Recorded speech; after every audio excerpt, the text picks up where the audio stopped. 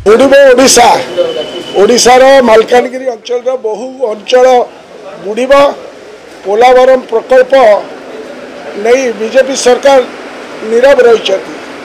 आज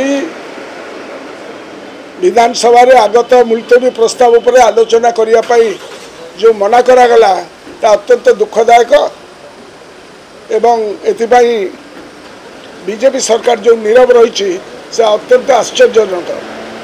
पोलावरम प्रसंग में दीर्घ वर्ष है ओडिशार दाबी प्रति अवहेला प्रदर्शन करा जाउथिला बेले ओडिशा रे बीजेपी सरकार आसिया परे आशा करा जाउथिला एई विवादर समाधान होबो। कारण 21 लोकसभा आसन 20 रे बीजेपी विजयी होइछि। उभय केंद्र और राज्य रे बीजेपी सरकार एवं आंध्र रे तांकर सहयोगी सरकार तेणु ओडिशार न्यायसंगत दाबी प्रति केंद्र रे बीजेपी सरकार सहानुभूतिशील होब समस्यार समाधान करिब। किंतु दुर्भाग्यर विषय केंद्र सरकार संपूर्ण नीरवता अवलंबन करने संगे संगे ओडिशार कटा घारे चून लगेला भली कार्यक्रम करिसेंती।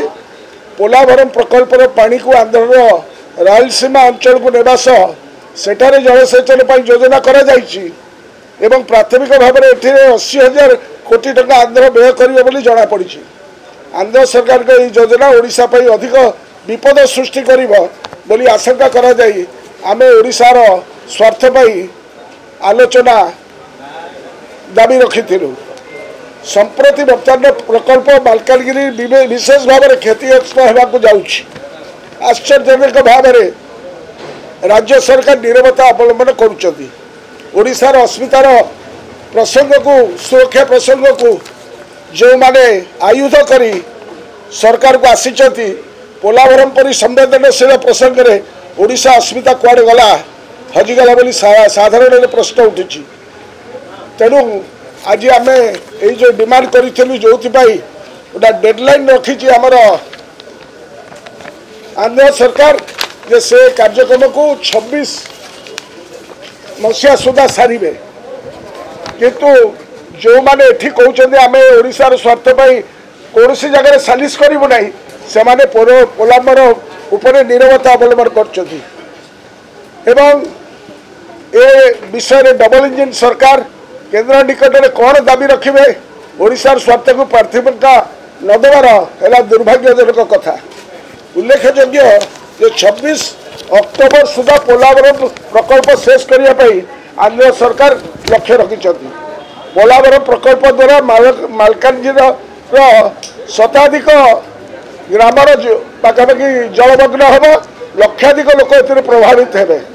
ये डैम्र जलधारण क्षमता 36 लाख क्यूसेक रु एक तरफा भाव में 50 लाख क्यूसेक को वृद्धि कर ओडिशा रे घोर विपद सृष्टि होब एवं जोटा 150 फुट रे रहिबा कथा ताकू नहीं 197 फुट रे नहीं पहुंचाई जहाद्वारा ओडिशा रे बहुत जलमग्न हम।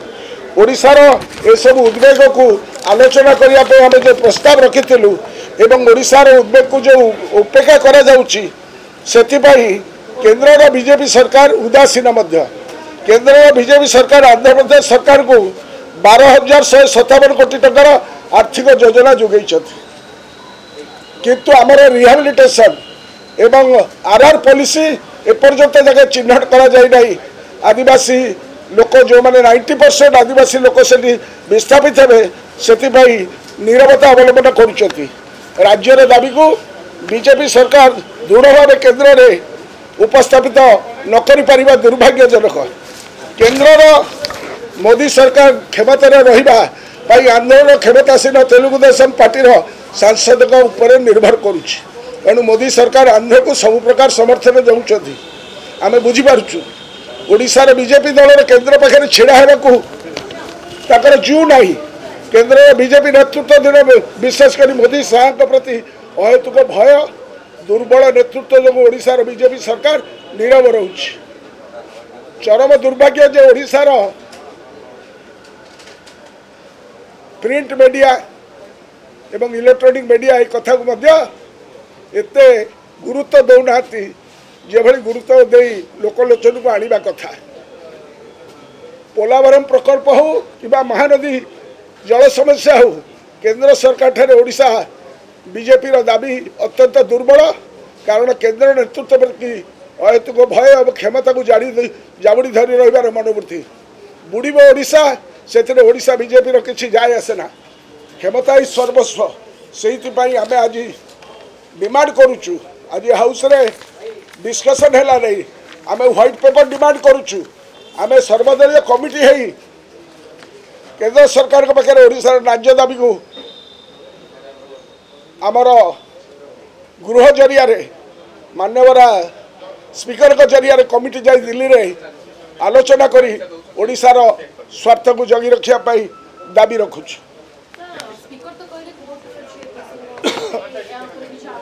1978 मसीह ए विषय बहुत रिट फाइल होमे विगत दिन में जिते कांग्रेस 21 रु 20 जन थिले एवं कांग्रेस प्रधानमंत्री ओडिशा रु निर्वाचित होगी जाइए से गृह रे कथा आम उठेचु विगत दिन मानक से बहु केस विभिन्न राज्य सरकार मान तरफ एवं विभिन्न प्रावधान CWC पाखे आम उपस्थापन विगत दिन में करूँ बीजेडी एमएलए बीजेडी एमपी माने जो एमपी माने अन्य दल बर्तमान अच्छा बड़ बड़ पदर से किसी कहूना इलेक्ट्रोनिक मीडिया किसी कहूना से आम दुखित और मर्माहत किंतु ओडिशार स्वार्थ को विजु जनता दल उठेब ओडिशार अस्मिता पाई एवं ओडिशार लोकों नवीन पट्टनायक नेतृत्व में ए कथा को आम लोकलोचन को आणबू आपण मान सहयोग से आम कामना करुँ।